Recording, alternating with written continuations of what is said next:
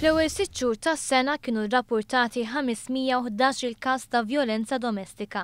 L-aktar xahar li fih kienu rrappurtati każijiet kien dak ta' Ġunju b'103 każi.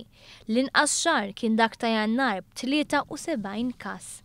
L-aktar tipi komuni ta' każijiet ta' vjolenza domestika huma dawk fiżiċi u psikoloġiċi b'251 każ u 226 każ rispettivament fl-ewwel 6 xhur tas-sena. Kienu rrappurtati 10 każijiet ta' vjolenza domestika gravi, b'każ jinvolvi arma tan-nar.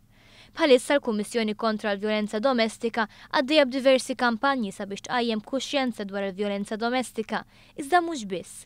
Żvilupp ieħor li bagħat messaġġ ċar kien każ riċenti fil-Qorti tal-Familja fejn il-Maġistrata Rombuġejja ikkundanna r-raġel għal 2 snin ħabs sospiżi għal 3 snin minħabba każ ta' vjolenza domestika, dan minkejja li martu ħafritlu. Dan fisser messaġġ b'saħħtu kontra l-vjolenza domestika. Skont il-Maġistrat Buġejja l-waqfien ta' proċeduri seta' waslu messaġġ li min iwettaq il-vjolenza domestika jista' jgħaddi għal-ixxa. Tkellimna dwar it-tifsira ta' din is-sentenza ma' chairperson tal-Kommissjoni kontra l-Vjolenza Domestika, l-Avukat Jana Mikallef Stafraċ.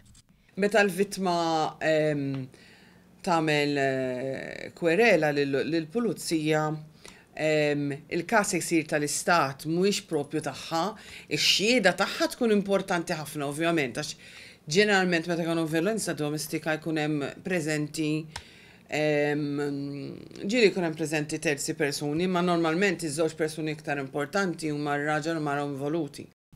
It-tip ta' vjolenza domestika u s-severità tal-ġrieħi tista' tpoġġi obbligu fuq il-pulizija li jiftħu każ kontra l-aggressur minħabba talba tal-vittma. Mitluba tikkummenta dwar l-impatt li jista' jkollha din is-sentenza, Mikallef Stafraċ tesprimi l-fema li waħedha mhux biżejjed.